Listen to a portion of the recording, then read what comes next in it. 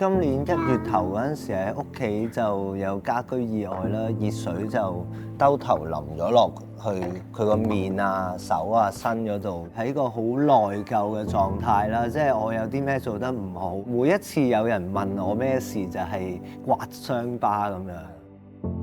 因為我同太太都係在職人士啦，咁醫院公司兩邊走，咁嗰陣時醫院嘅姑娘介紹話，原來有麥當勞叔叔之家呢一個機構係幫咗一啲病咗嘅小朋友。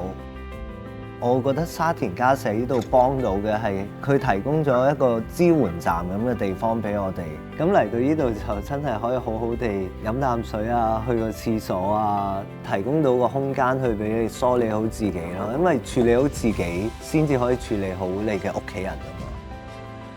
一起初發生嘅時候咧，我哋個感受係好深啊！望翻佢平時會周圍跑嚟跑去嘅地方，我係好激動。呢度休息咧，我其實就我冇咁多觸動到自己情緒，會幫我舒緩啲咯。每一次出現嘅時候，見到小朋友玩嘅地方，我都會幻想我個仔喺呢度玩係點樣，但係當時係完全想像唔到啊！見證住成個過程，由冇咁好到依家越嚟越好。生命係充滿奇蹟啊，係啊！